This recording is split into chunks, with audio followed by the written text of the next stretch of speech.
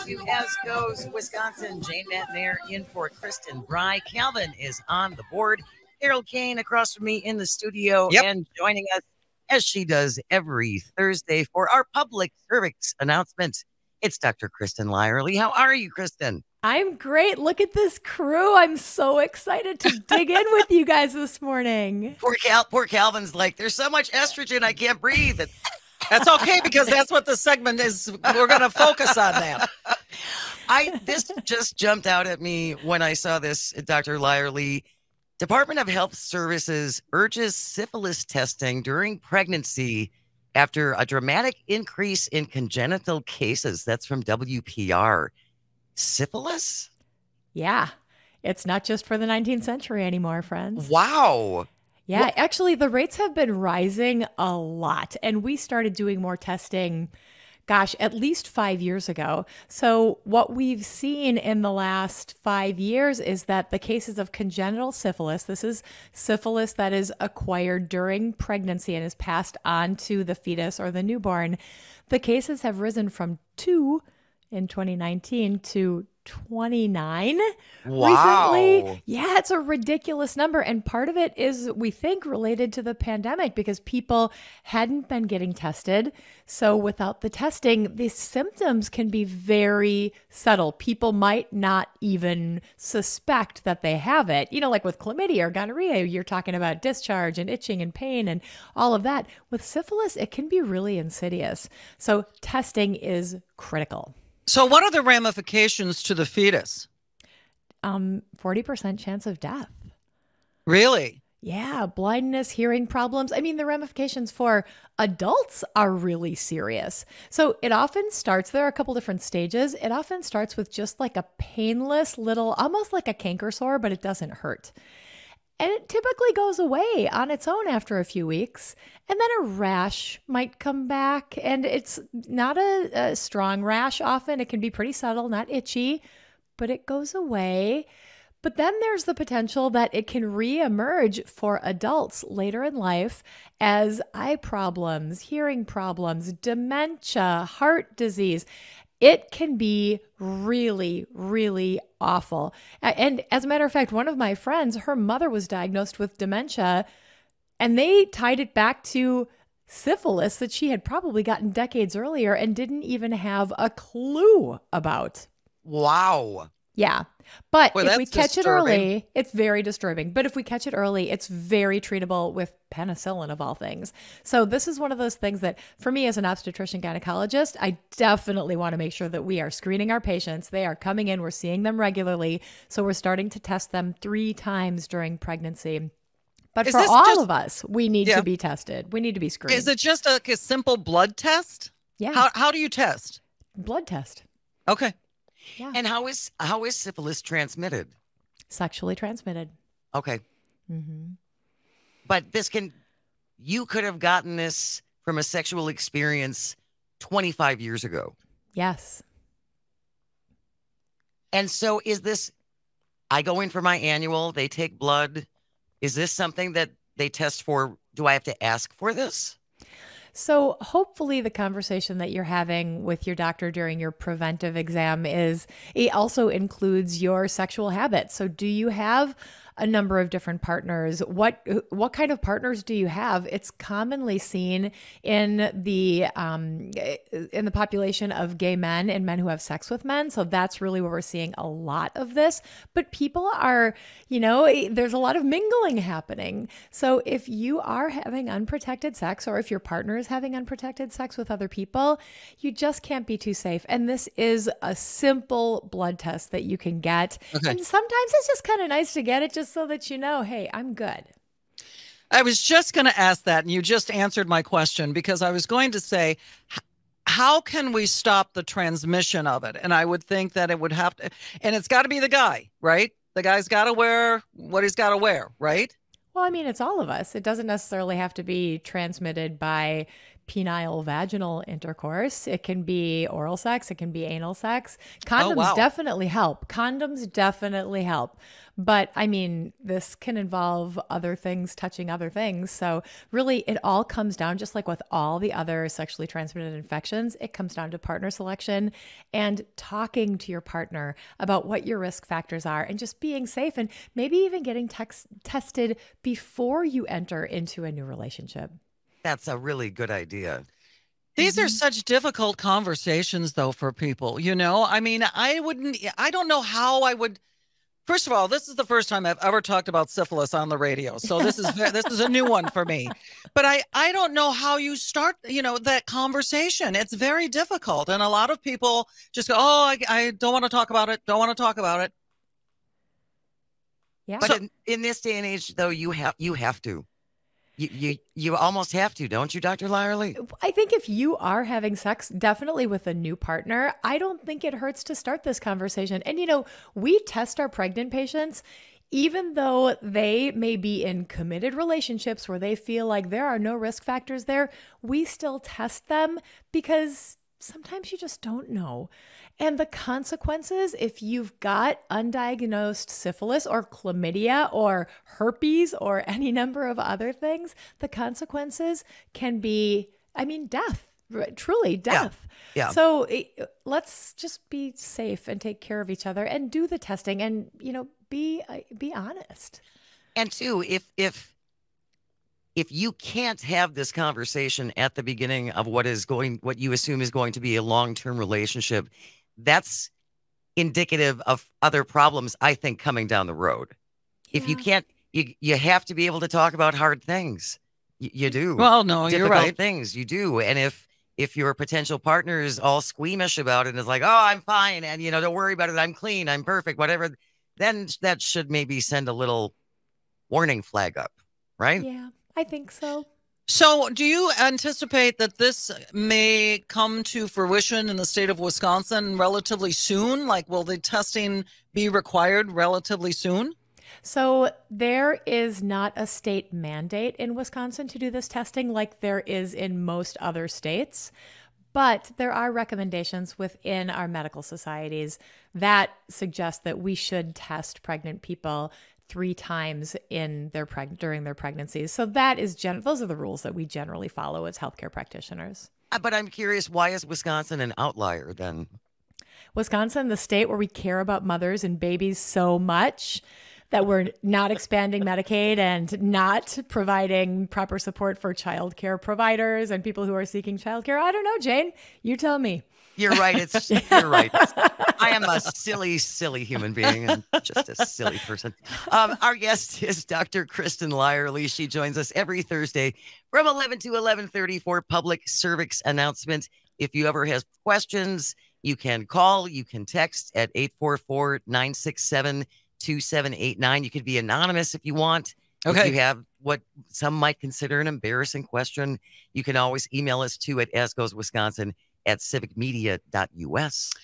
Let me ask you, doctor, because now I'm supremely interested. I mean, supremely curious.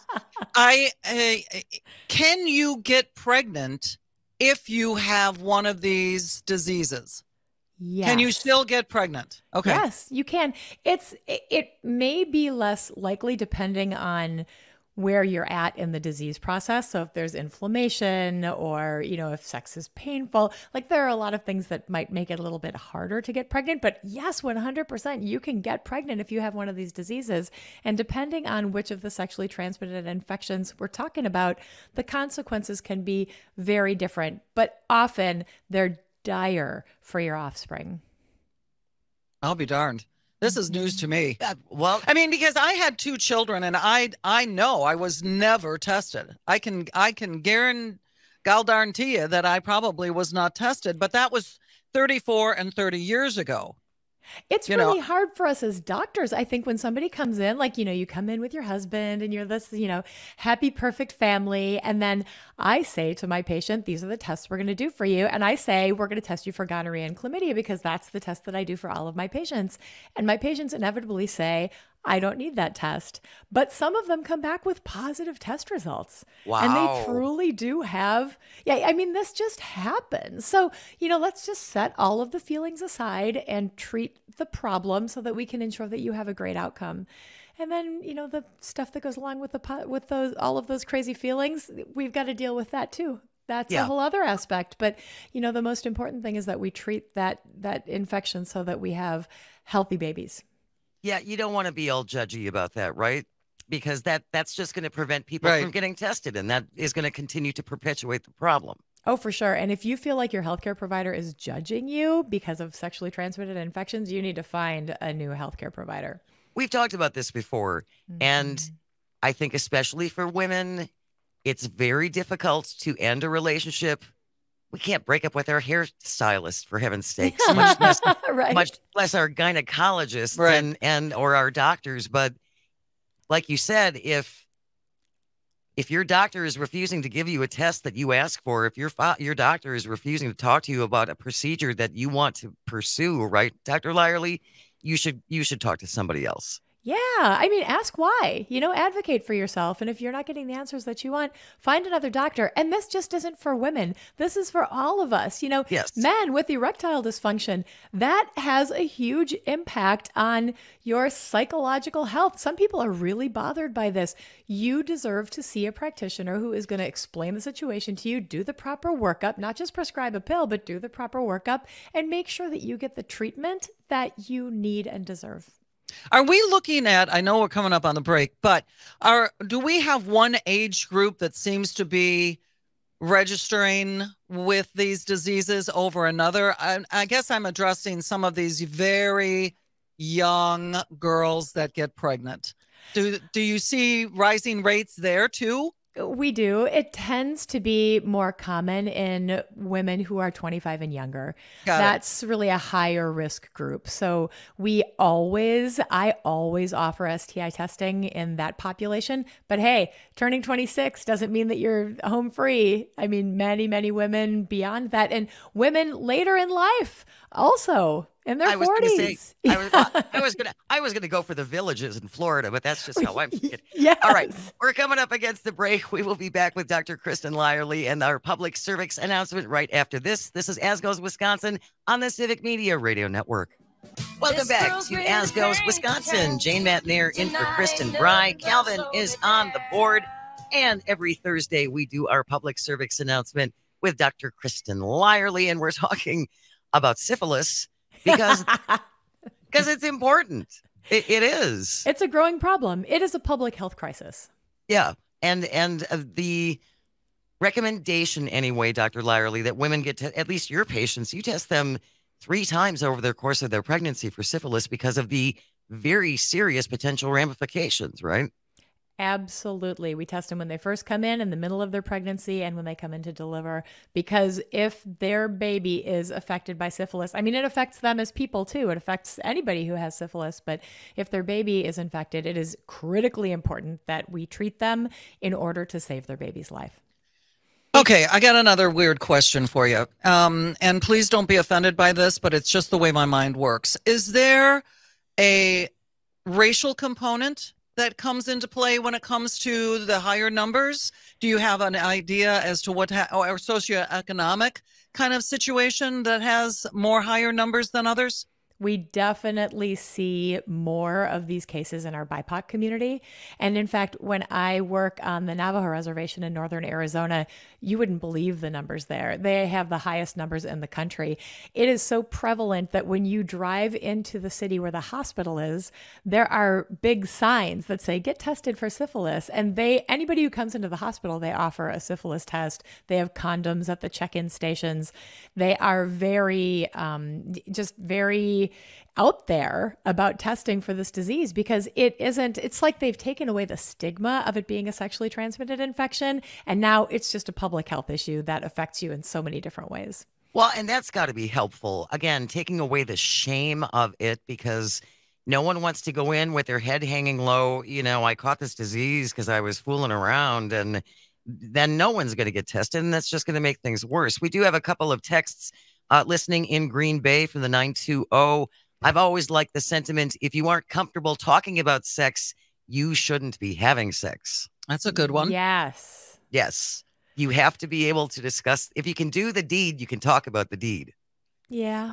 Yeah. I mean, I really seriously, I've been married for so long that I'm trying to remember. And I don't know if we actually did have this conversation back in 1982. Probably not. Yeah, probably not. I love how you're holding up your hand like you're demonstrating, like, it's true. I have been married. These are my credentials. But, marriage is not a safeguard. No. There are plenty of people who step outside of their marriage. So, and I'm not suggesting that your partner is cheating on you, but I'm saying, regardless, we all have to take care of ourselves and make decisions for our own personal individualized health. And some of these decisions can be really sensitive and difficult and require more than just a medical decision, but also need that psychological piece and the social piece. 844-967-2789, 844-96-PARTY if you want to check in, if you want to ask Dr. Lyerly a question. Wes from Middleton checking in, listening in Madison. The problem is those on the right specifically have poisoned the well, so to speak, and really broken the trust in healthcare providers and other medical experts. I fear there will be no political appetite in our legislature for any mandatory testing for syphilis. We can't even convince parents to give their kids vaccines, no matter how much sense it makes. Yeah, that is true, Wes, and I am very concerned about that. But as a medical community, we are doing everything that we can through our professional organizations to get the word out, to educate each other, and to work together collaboratively in teams. So I think that there is a way to get beyond this. And let's not forget that we can elect a different legislature. So go, fall 2024. Voting is important. Yes. And it's remarkable how that trickles all the way through so many aspects of our life. When people say to me, I don't do politics, I know, I get it. It's hard, but politics sure are doing us. Yes, politics sure are doing us. Yeah, wow. And they're giving us things like syphilis and chlamydia and herpes. So, well, and just the whole, I remain so distressed by the way when the pandemic began and people were standing on their balconies cheering all our healthcare workers and applauding them at their end of their shifts with pots and pans and the remarkable turnaround that happened by the end, when we're still not over the pandemic, but the complete 180 with how we started treating the people in our medical profession. It's tragic. It's tragic. It is. I was in Washington, D.C. last weekend with a bunch of my colleagues from across the country, people who are very involved in advocacy work. And one of the major topics we talked about was harassment and how we as physicians, especially those of us who do reproductive health care, how we get harassed by people on a regular basis, doctors, nurses, the people who we work with, and how difficult it makes it for us to provide care and for our patients to seek care. The chilling effect is... It's real. It's real and it's stifling and it's painful, but we have to bust through that. And that's one of the reasons that we're doing this show, is to get this information out there and to encourage you to call us, ask questions, engage, have these hard conversations with each other, and seek out the information that you need. Cindy from Appleton is on the phone. Cindy, real quick, we got about a minute and a half left. What do you want to say?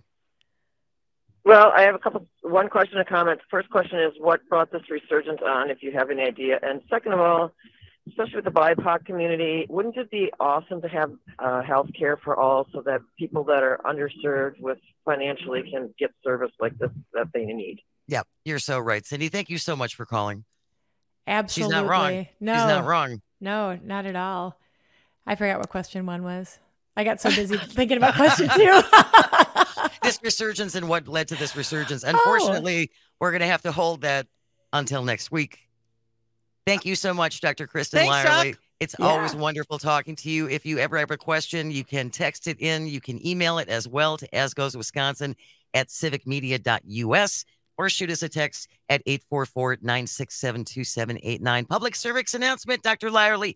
We will talk to you next Thursday. Thank you so much. Thank you. Absolutely. Syphilis Part 2 next week. All right, stay close. Up next, a complete 180. JR Radcliffe here to talk sports. Yay! Stay with us. This is As Goes Wisconsin on the Civic Media Radio Network. Welcome back to As Goes Wisconsin. Jane Matnair in for Kristen. Brian Calvin is on the board. Carole Kane across from me in the studio and joining us now, he is the trending sports reporter for the Milwaukee Journal Sentinel and our friend JR Radcliffe. Hi, JR. How are you? Hey, guys. I'm doing quite well. How are you doing? Good, good, Fine. good. Well, Fine. We're going to start with the Packers. Ew. Okay. I suppose we can do that. I don't know where else to go. Like, it's not like sports are the Bucks are going to start soon, but there's nothing really like exciting right now with where we are in Wisconsin sports. Okay, so tell me what the problem is with the O-line with the Packers. What's going on? I wish it were just the O-line, but the O-line is hurt. They're obviously missing David Bakhtiari, Elton Jenkins, who is he heals like a Wolverine, but he's coming off an injury, coming back, and they got a couple. Zach Thomas, very good. He also got a little dinged up, but he's very good. They've got a couple other, smaller injuries. Royce Newman probably, I don't know if he can start in the NFL, and Jordan Love just hasn't been that good. Like the Raiders, a team that's very bad, really, and we're missing quite a few players. We're able to take away the things that I think Jordan Love does do well and forced him to try to make some plays down the field, and he just can't do that yet. So I don't know. It's kind of I don't want to say across the board failure because everyone knew this offense would be super young and they would have some growing pains. But oh man, the offense looks really, really bad. And honestly, it's definitely a harbinger of things to come. Like I don't think it gets markedly better overnight or anything. They had 10 days to prepare for the Raiders, who again are quite bad, and they were not able to rack up points against them. So I'd be a little concerned that the Packers are just going to be like this the rest of the year. I got to be honest with you, and I know that this is probably not a very it's not an opinion that a lot of people have, but in all honesty, JR, I'd be happy with a 50-50 season with this brand new quarterback. Seriously. Everybody says we're going to go to the Super Bowl right away, but if you can even give me a 50-50 season, I think that's a win. I mean, I think a lot of people coming into the year, that would be good. I mean, they can't finish right at 500, but like 8-9 would be fine, or anything that shows that they could take a step forward after this year, I think people would be happy with. But I don't know if first of all, I don't know if they're going to get to that. And second of all, you're kind of in a middle ground then. You're not low enough where you're getting a good draft pick and you're not good enough to compete for the playoffs. So it's hard to really root for that. I do think, though, if by the end of the year, Jordan Love is making improvements, the offense looks better, I think at some point you're going to find that I think people will be okay with that. Because at some point here in the next few weeks, I think we're all going to come to terms with the fact this is not going to end in the playoffs, most likely. Most likely, but I'm curious too, JR. What do you believe are Jordan Love's strengths? I don't know yet, and I don't want that to sound like an indictment because I do think he could be fine, he could be okay, but I think he is capable of running. He's capable of running a pretty vanilla offense at this point. Whatever he has been sort of a good soldier and listens to Matt LaFleur, and that was kind of, I think, the appeal for this coaching staff was to have a quarterback who wasn't maybe a little more headstrong like Aaron Rodgers and was able to sort of implement the things that they wanted. So far, I don't know if that marriage is necessarily yielding results. We're not seeing this system, this coaching setup. It's not yielding anything. They're not able to move the ball. They're not able to move the ball effectively, except in a couple scramble situations. I do think he runs pretty well. He's not a blazer by any means, but he's a bigger-bodied guy. I think he has shown that he can extend plays a little bit and gain yards where necessary. So that's not necessarily a strength you want to rely on because that's how quarterbacks get hurt over the course of time, I would say. But for the most part, he does show the ability that way too. I do think you're going to find him taking – he probably also needs to reel in. Some of his deep shots are just really bad. He's just got to get better accuracy-wise down the field. If that doesn't happen, I don't know if anything else really matters. He has to be able to beat guys down the field with really good throws. He's made a couple flash ones, but I don't know if we're seeing that regularly where you can say, okay, I see now where this guy is going to be awesome in a couple years. Okay, we're going to get to the Brewers in a minute and talk about the skipper and if he's going to be sticking around. But my question for you is about the Bucks right now. How are the changes at the front of the Bucks? How is that going to affect the locker room? Is that going to cause a problem? Oh, I don't think so, no. I mean, Damian Lillard, he's 33 years old. He's been around a long time. He's going to be a Hall of Famer, is that kind of caliber of player, and still very much capable of making major impact. I think losing Drew Holiday is a loss for sure. That's a guy who is deeply respected here by everyone. I mean, he was great off the court. He's a phenomenal teammate, won Teammate of the Year a couple times. There's actually an award for that, and was tremendous defensively.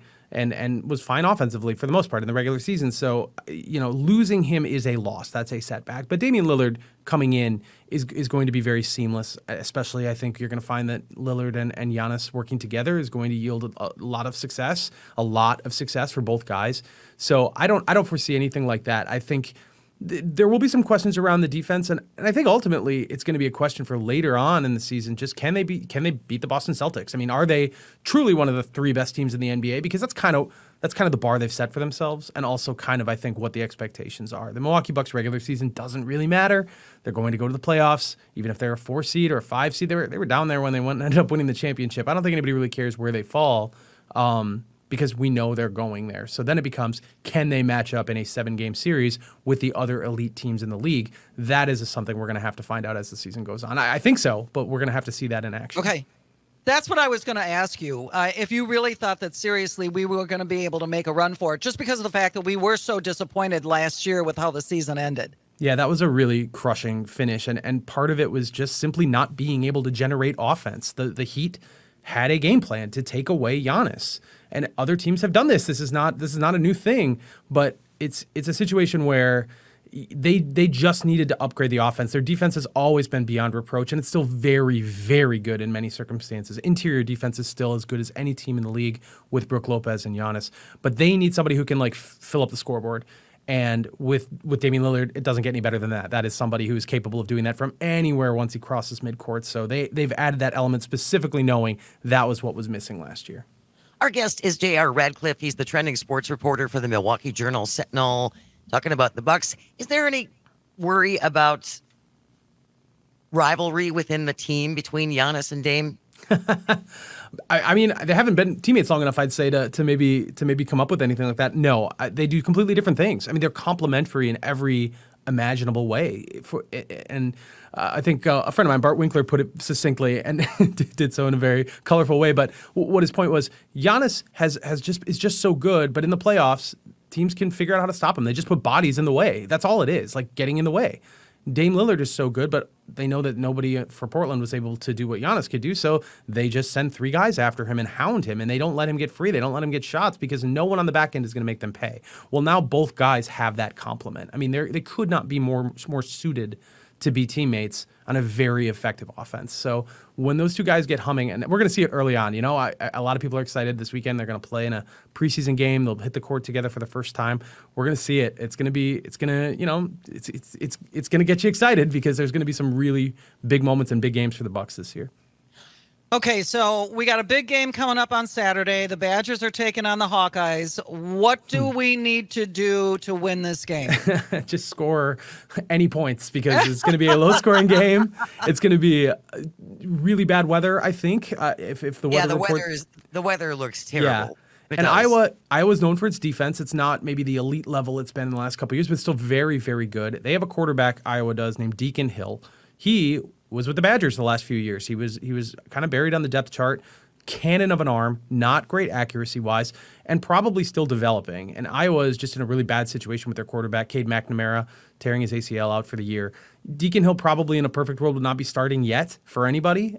So he only completed 6 passes last week, none of them to a wide receiver. So the Badgers should be able to hold this team.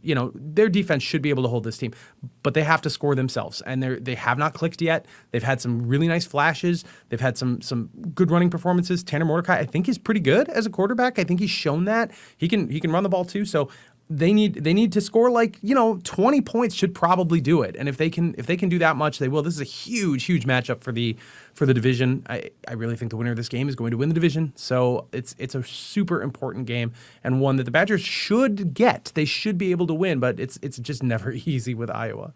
All right, well, go Bucky, right? Yeah, no kidding. And you know what? I have said this so many times, and if you're able to score tickets, I don't care if the weather's crappy. If you have never experienced a Badger game, you have never experienced life. It is beyond fun. Don't you agree?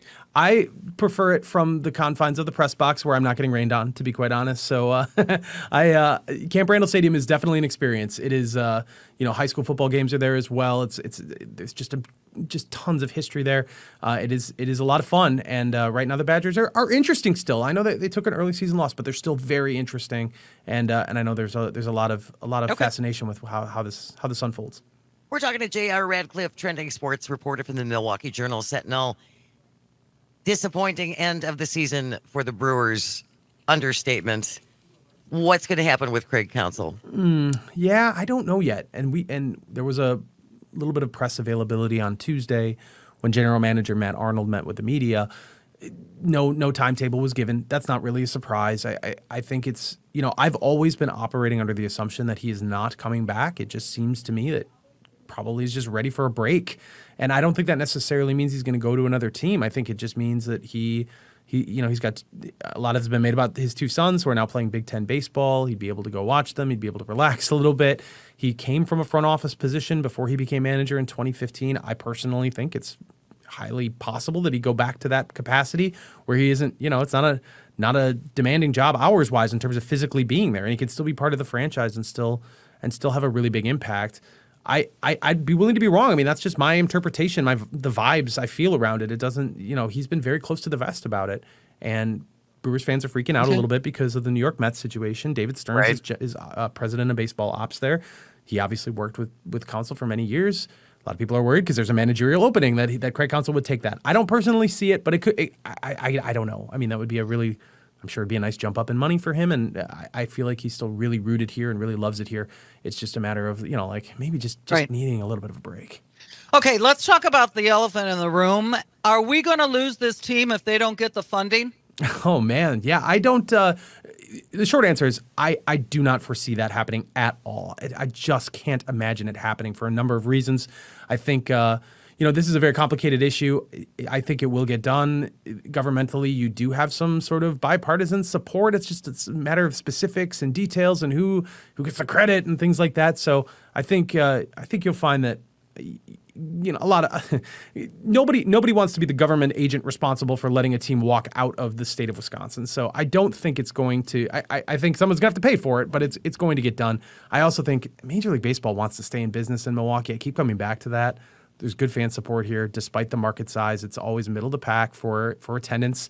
There's a lot of embrace of the Milwaukee Brewers, and you move to a new city that isn't as lucrative for Major League Baseball as it would be if they expanded to a new city. So just the economics of baseball, the way that works, they're going to prefer that they expand before they relocate anybody. Tampa Bay is getting a new stadium. If Tampa Bay, who has nobody, if they're not relocating, then I just don't think the Milwaukee Brewers are relocating.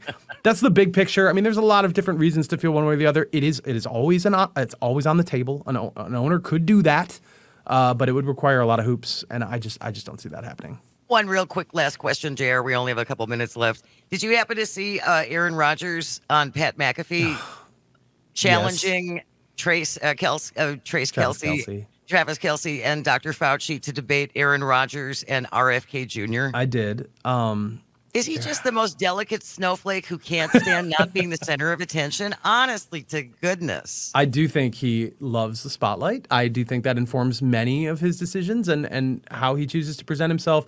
Part of me is kind of like being in this business. I'm happy to reap the content benefits of Aaron Rodgers being out there in the world speaking, because inevitably that will create content for us. Right. And then, of course, the other half of me is like, can you just go? Like, just stop. We tried the Jets thing, and I'm sorry. It's really a bummer, honestly. What happened is really a bummer. But, like, can you go? Like, just. And when it is a bummer, and nobody wanted to see his season come to an end like that or see this be his career ender. But then you come out and say stupid things like that. And it's like, stuff happens. All right, JR Radcliffe. The trending sports reporter from the Milwaukee Journal-Sentinel. Always appreciate your time. We will see you in a couple of weeks. Thank you so much. See you then. And stay close. Coming up, cows in the backyard. Look out. They might be coming for you. You're listening to As Goes Wisconsin on the Civic Media Radio Network. Welcome back to As Goes Wisconsin. Jane Matt there in for Kristen Bry. Calvin is on the board. Carole Kane across from me in the studio in downtown Waukesha. You can always call, text 844-967-2789. Show flew by. Right. Just flew by today. Yeah.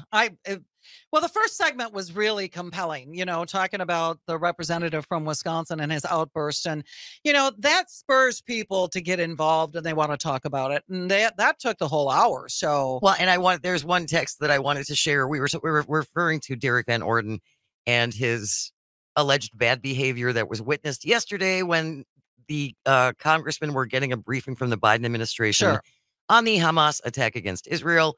And there was speculation about maybe he's hitting the sauce a little bit too much. But texter from 262 says, speaking of hitting the sauce, I feel like a show with Jane and Carole after they've had a mimosa and are starting on their second one would be golden.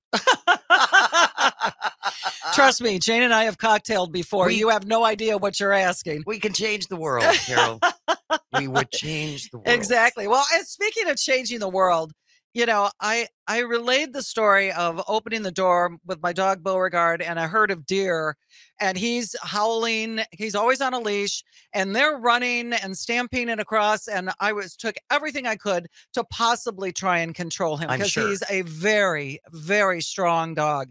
But this made me laugh out loud coming out of the city of Port Washington, and I had to share it with you because I thought it would be fun just to end the show with. And it happened on Wednesday, and this guy, Brian McGarry, said he's joking with the neighbor, and all of a sudden he's outside grilling a hamburger. So maybe they took umbrage with that. He's outside. This herd of cows escaped a dairy farm and infiltrated this neighborhood. Oh my gosh. And there was quite a vertical drop. So to get into the neighborhood, they had to stampede down. Can you imagine? No. No. A herd of cows stampeding down a hill in your backyard? Yeah. No. Well, and this person who tried to step in to help, which is you're taking your own life in your hands, because I've worked with cows before. She said it was like the running of the bulls in Pamplona because they're so strong. You cannot.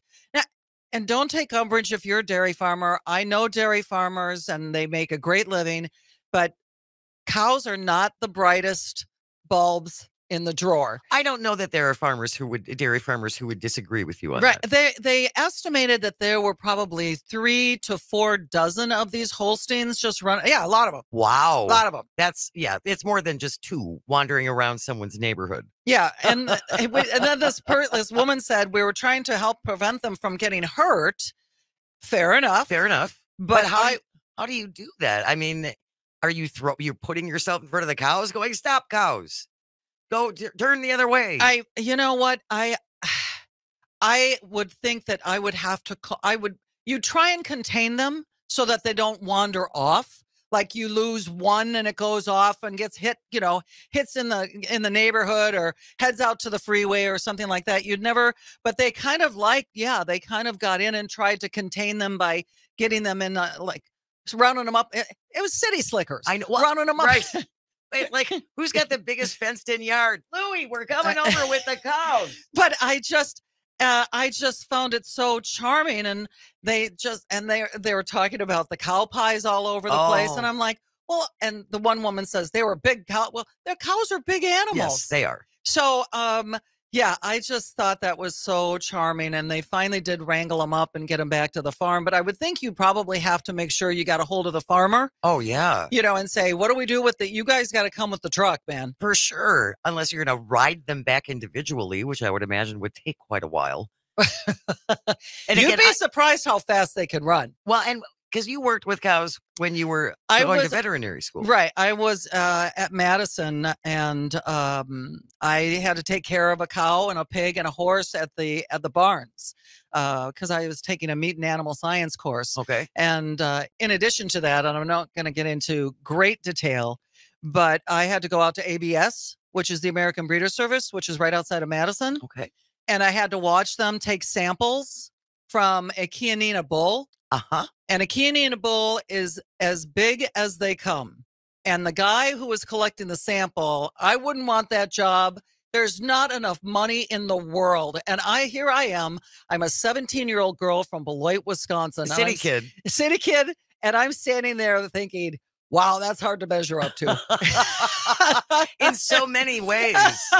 In so many different ways. But the cows are fine. They wrangled them up, but it was just that image of looking out your back window and having 2, 3, 4 dozen cows yeah, running down into your backyard. It's got to be hilarious. Well, and with what they left behind, can you put that in your garden as fertilizer? Oh God, yes. So that would be one way to, in all honesty, recycle. I would, and people are grossed out when I say stuff like this. But I would have gotten Lou out on his lawnmower and said, just spread it around. Spread it around. We need the fertilizer. We need the nutrients. Yes, exactly.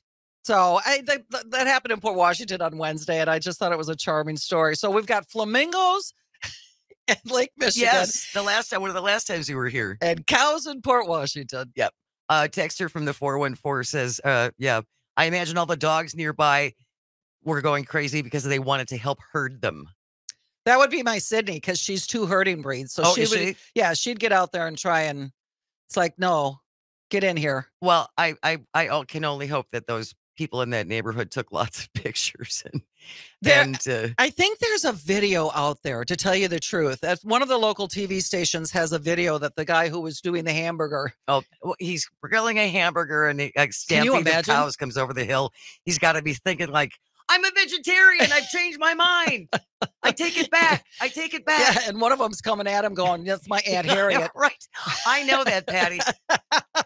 I'm related to that, Patty. I got it. Well, Carole is going to be back with me tomorrow. Yes, I am. For our Friday edition. I'm very excited about that. We have a number of guests, including Tim McCormick from the Harley-Davidson Museum in Milwaukee. They have love that museum. They have some really fun stuff coming up for October and as we head toward the holidays. So he will update us on that and many, many, many more things to come. Friday the 13th. Friday the 13th. We'll have some special stuff about that as well. Yep. Stay tuned for the news coming up next, followed by Town Call with William Walters. Thank you, Calvin. Thank you, Carole. Thank you to our guests. And thank you to all of you, first and foremost, for listening and for calling and for texting. Have a great day. This is As Goes Wisconsin on the Civic Media Radio Network.